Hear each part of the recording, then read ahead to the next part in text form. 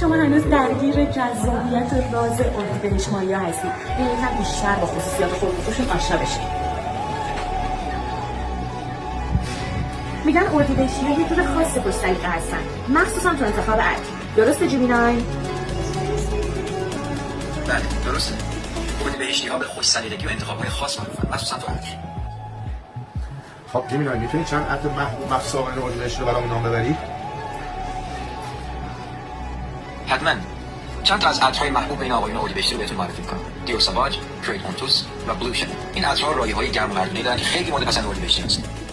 چقدر عالی. میشه لطفاً به منم بگی که خانم‌های اردیبهشتی که عاشق عطرهای رایحه دلنشین هستن چه جور عطرایی دوست دارن؟ حتما.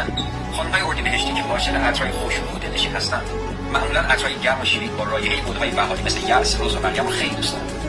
حالا با توجه به توضیحاتی که راجع به خانم‌های اردیبهشتی دادی، میخوام بگم بگی که خانم‌های اردیبهشتی چه عطرهای محبوبی رو دوست دارن؟ یه چند تا اسم عطر نام ببر برام.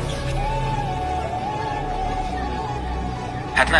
چند تا از عطرهای محبوب بین خانم‌های اردیبهشتی رو بهتون معرفی می‌کنم. لانکوم لاوی اسپول، دیور جادور و شنل کوکو مادمازل. این عطرها رایحه‌های گرم و شیرینی دارن که خیلی مورد پسند اردیبهشتی هستن. چه پیشنهاد جالبی. مشخصات کامل عطرهای محبوب اردیبهشت ماهی‌ها رو همه رو تو کپشن برگذاشتم. یه ضربش بزن. می‌بینید رو فرست واسه هر اردیبهشتی که می‌شناسید. مطمئنم که خوشحال میشن قطعا. اگه تو اردیبهشتی خوش سلیقه‌ای توی حتما. یه کامنت ها بهمون بگید چه عطری دوست دارید. مرسی.